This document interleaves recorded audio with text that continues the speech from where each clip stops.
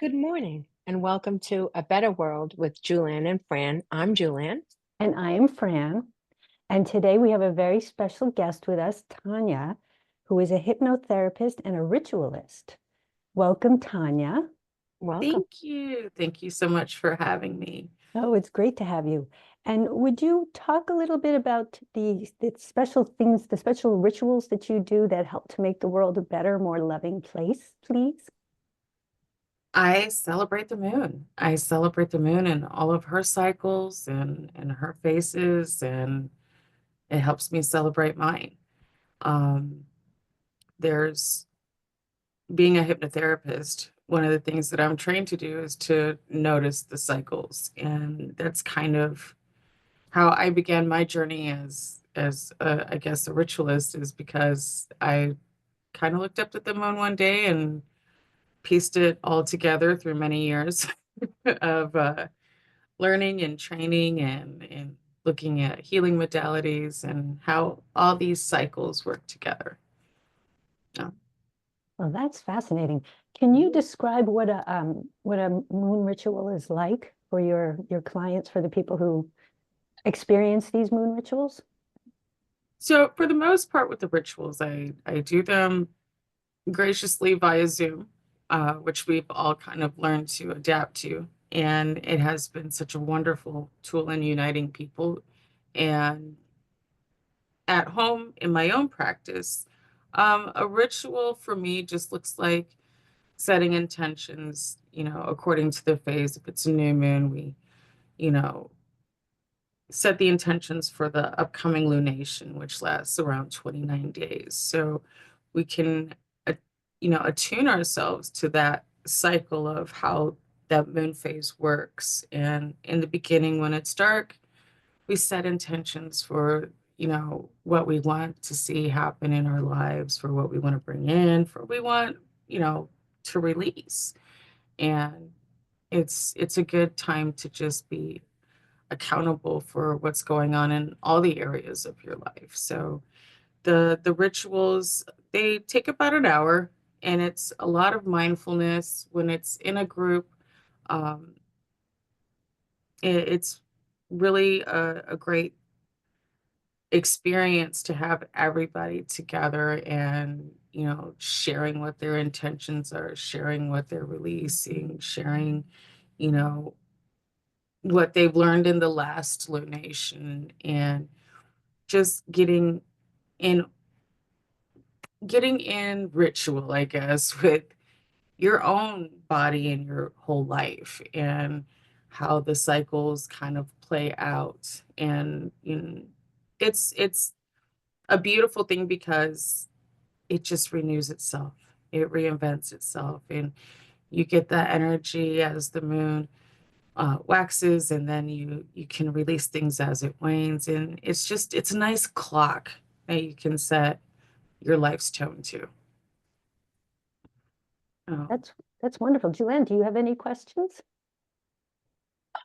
I wanted to, I was thinking as you were saying it, you know how we all say every day is a new day and you start fresh. Do you have the same clients every new moon? Do you talk about, you set the intentions and what you're letting go or what you're hoping for?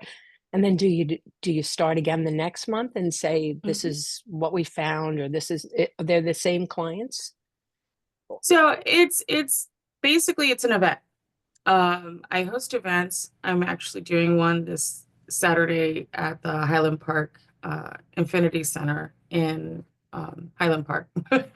And the live group is, I can get everybody together on their yoga mats, have them bring a journal, have them just do some releasing. Like if it's the full moon is when you release things. So we just get in a really comfortable position, and we just kind of grab our pens and start writing out the things that we didn't see that worked out for us. And we get to identify um, what we like. And in a group setting, we can come together and share.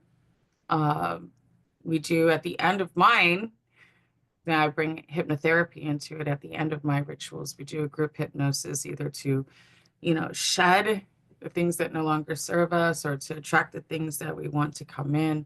but I think that hypnosis is really amazing to tie together. And this is more group atmosphere for clients. It's not necessarily a one-on-one. What I do offer as far as one-on-one clients is we go through your birth chart. If you're into astrology and that kind of thing, we pull your birth chart, we go through the gifts and the challenges and make sense of it all, see what's resonating, you know, see if it clicks, and then we kind of work from there on a birth chart though. So if it's a birth chart, that's how I do it with a one-on-one client. And then I can let them know this is what house the moon is and how it affects their personal astrology. But for a general moon ritual, it's a group thing, it's a webinar. When I do them over Zoom, I just go over the astrology of the lunation. Right now, we're in Capricorn, and it just ties in together with where the moon is at in your chart. And right now, since we're in Capricorn, the things that are highlighted are like, work and what we do for financial gain. And so we look at that house, like how are we feeling in work? How does that affect us? What are some changes we can make to our careers, our jobs, our learning, and our education as far as it comes to those incomes. So it's a great group setting thing. We can all come together, we can all partake and share, and then go home and do our own rituals at home. And you don't need a whole group to do a moon ritual. You can totally do them by yourself. It's very simple. There's a lot of information out there as far as what a typical ritual is. It's just really showing up with intention. It's really showing up with mindfulness and awareness of where you're at, where you want to be, and how to get there. And you can cycle all that with the moon. It And sounds so interesting. It does. and It does. thank you. And not only do we have the moon rituals just for the different phases of the moon, when you want to go further, you start aligning with the seasons.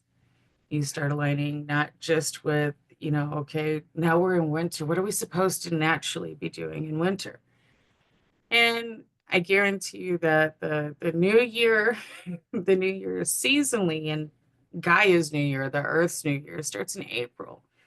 Doesn't start in January because it's the middle of winter. We're supposed to be hibernating and resting with the bears and gathering our strength and our energy to, plant all of our stuff in spring and just flow through those cycles of the earth. So when you have that alignment of our natural seasons and our natural connection to this planet, and then our natural connection with astrology, we're the in between, we're the conduit between that. And my belief is that if you can align with both of those tremendous forces of nature, you can go within and heal yourself and align there too.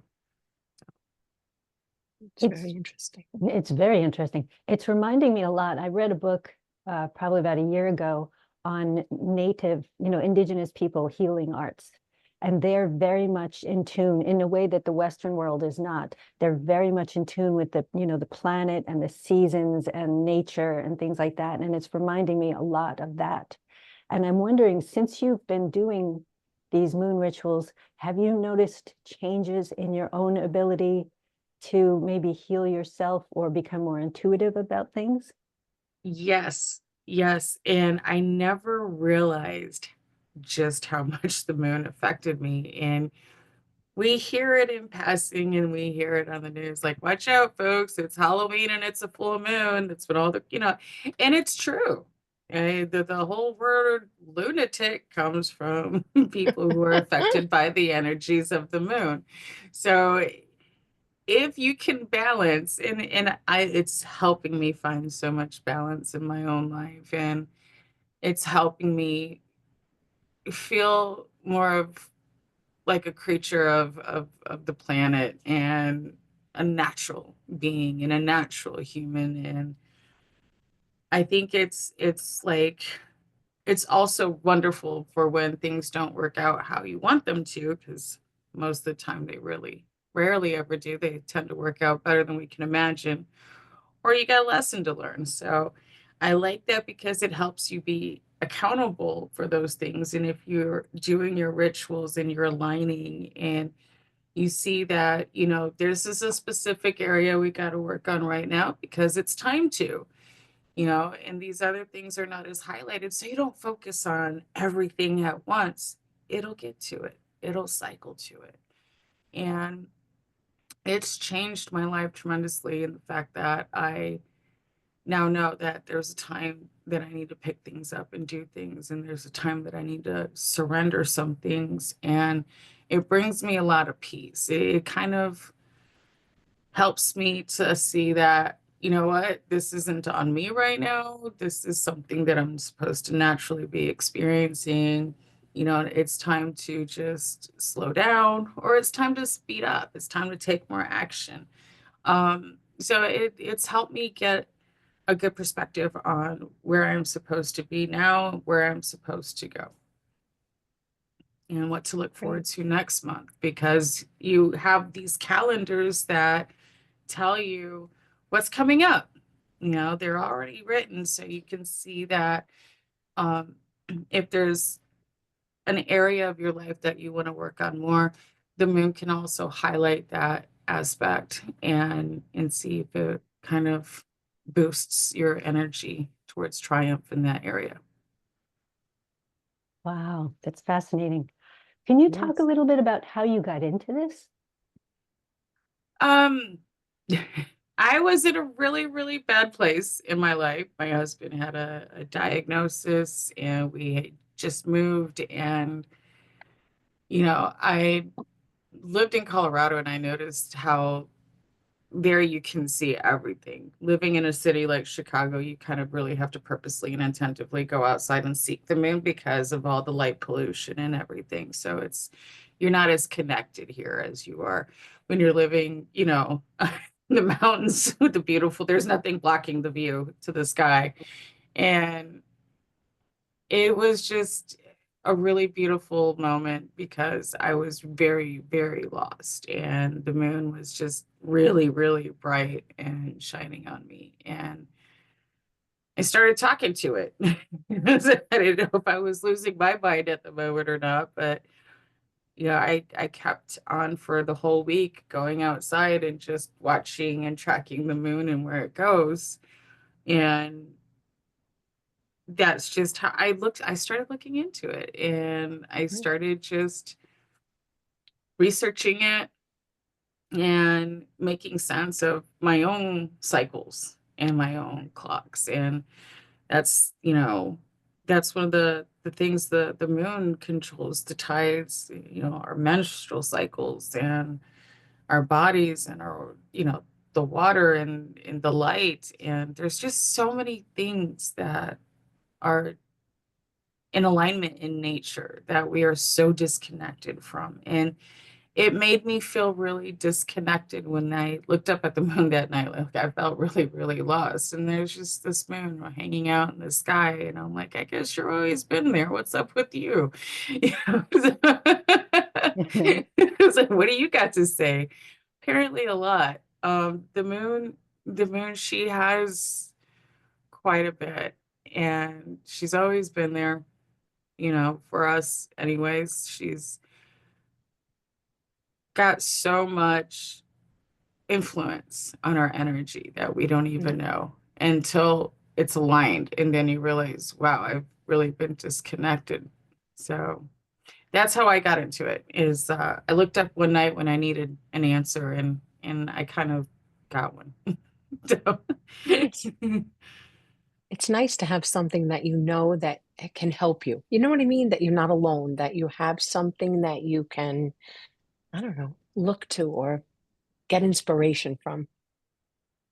and it's really nice too because you get to see the changes. You get to see the changes, and it kind of reflects the changes in you. And, you know, sometimes we're closer to the planet, sometimes we're closer to people, and sometimes we need to be a little further away, you know, Yeah, a little space out a little bit. it's Uh, nice. I like it. But you recognize the cycles in you too. You recognize your own phases, and you recognize, where you need balance at. And it's a guide. It's a guide. And I love that guide because I know that I can time everything to it. The moon goes through the same phases every lunation. Originally, before, this calendar that we had, if we did away with the calendar that we have now and just lived by the moon phases, every month would start on the first last 28 days. It would always start on a Sunday, like it would be the Right. same thing for the whole year. And I think that just in our society and just with our calendar months, like I believe I saw something that had a 1939 calendar. It was like a 1939 calendar, and it was the moon calendar. That's what they used to go off of. They Wow. didn't do this whole January 1st, you know, calendar. I don't know the name of it. I should know these things, but It's fine. something else to learn. Um, but yeah, we're a bit disconnected, and we can get connected, and we can do these phases, and we can do these alignments within ourselves, within our homes, our environments, and also according to the phases of the moon and the earth. Makes you feel just a little more connected to you. That's great. And you mentioned before that the moon is responsible for the tides, and that we're, what is it, like 90% water or something like that? So I think clearly even the higher moon, than that. Yeah. yeah. So Sure. there's that. Tanya, do you feel any since you're thinking so differently, and your this whole way of doing things is so different from the general Western way of doing things, is it frustrating for you to be in a Western society, or do you find that people are somewhat more open to learning? I think times are changing. I mean, it's always kind of a pain in the ass to be in Western society, but we'd all love to be living on Fiji somewhere without worrying about any of this stuff. But while we're here, actually, I believe that people are now starting to find themselves. People are now starting to look to heal themselves. People are now looking for the alternatives, and they're going back to their own nature, because that's really the place that needs to be, the healing starts within.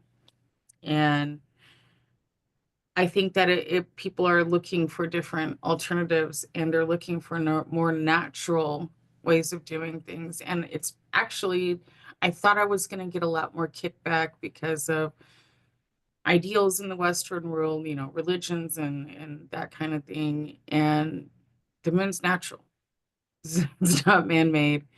And it has so much more pull over everything that we know. And I think people are starting to really recognize that they need to be more connected within themselves. They need to be more aligned with nature. They need to go back to basics in a lot of ways, uh, not just in their lives, but also in their minds. You think about a lot of stuff all the time, it gets distracting. And I think the moon is a good anchor to remind you that we're all just people here on this planet, and we're from the stars. Oh, that's beautiful. Julia, do you have any more questions?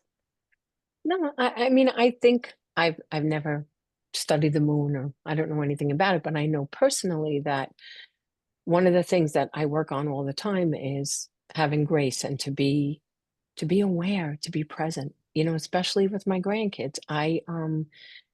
You can fill a day with trips and going to dinner and going to lunch and running around all the time. But if you could just sit together and talk, or read a book, or just sit and spend time together, look at the clouds, or those are some of the, I don't know, the best moments we have, to take just a second, no matter what your beliefs, no matter what you lean on, or just breathe and take a minute and try to be the best that you can be. You know what I mean? I know that sometimes you get upset, someone can upset you, and you are responsible for how you react to that. There's one person in my life that I work very hard not to get crazy with, you know, with all my kids and all my grandkids and all that, sometimes my husband can do something and I could find myself being like so angry. And I think it's because I let it go, I let it go, I let it go. And then I will, you know, get angry about it. And I realize if you just, even if you have a little bit of humor, if you see things, how you react to everything, no one can steal your light. That's what I tell my granddaughter. Don't let anyone steal your light. You know what I mean? Be who you are. And yes, you have to interact with everyone, you have to do things, but you can take a pause before you react or before you do anything. Take a minute and have that pause, that quiet, just to, it's hard to do. Some people it's hard to do, but if you could do that, it really changes the whole day or the whole moment or whatever it is. So I think it's so nice to have something different, you know, to whatever it is that you're passionate about. You know what I mean? Like try to use that. I like to meditate or take a walk outside and you know what I mean? Just work on being better every day, you know? That's beautiful, Julann. I agree 100%. And that's the beauty of the moon, because you can at night, before we hit our theta wave, you can at night look up at the moon and just remember that your feet are connected to the ground, and just let go of the things that you don't need, Exactly. And be because grateful. What a it'll come beautiful, back around again and you get right. a whole fresh start. Exactly. You get another chance, and that's a great way to look at it, I think. And, you know, to have that, to always know it's there and to look out and remind yourself, it's another reminder. I love it. That's That's beautiful. really great. And both of Yeah, you have touched on mindfulness, which is, you know, staying in the moment as opposed to thinking about how things are going to go or thinking about how things went in the past. And it really is very important. It's a very centering, very grounding thing to do. And it's not something that we do easily. Most of us have to train ourselves to do it. And meditation is a great way. Moon rituals are another great way. The moon rituals are a really great way too. I'm sorry for interrupting, because if you are journaling, if you are doing your rituals at home and you're writing down all of your things that you wanted to release, all the things that you wanted to attract, all of your intentions and your plans and your goals, and you're focused on it throughout that lunation, you can look back and see where you were and where you're going. Or you can say, you know what? I think I let that go a little too much. I should pick that up again because it's missing. So you keep record, and that's why rituals and routines are so important. But if you make these moon rituals a part of your routine, it helps keep everything in track. yeah, it's another way to be accountable. And Absolutely. mindful. Yeah. How can people contact you if they're interested in doing moon rituals with you? I am, I'm actually developing a little moon ritual community. I'm feeling very, very pulled to it. As a hypnotherapist, you can find me on shinespirituality.com. And coming soon is self-lunation. I'm creating my own little course to kind of better teach people how to do the alignment themselves. And also, I'm doing my lunation, which is a little community of all the people that want to just watch the wind ritual go on Zoom and just participate. I'll be making like workbooks with what's going on in that lunation that you can download and journal with yourself. And so I'm building something with it. But for now, shinespirituality.com. Oh, great. Very nice. Perfect. And people can see how to contact you through that? That's your Yes, website? Okay. it's my website. Excellent. Okay. Do you have any last things that you would like for people to know about moon rituals before we go? Um, they're a really beautiful way to get to know yourself Oh, that's excellent. I love that. That's really in all of your phases. So, right. Excellent. Okay. And Julann, do you have any final questions or No, comments? I think that's it. I really enjoyed it and I found it very interesting and I think it's really nice. I do. thank you so much. All right. Well, this has Thank been, you. thank you. Yes. Thank you very much, Tanya, for being our special guest today. And this has been A Better World with Julann and Fran with our special guest, Tanya Creasser, certified hypnotherapist. And be good. Okay. Yeah. And Be kind and have a great week. be kind and have a great week. That's perfect. Okie dokie. Take care.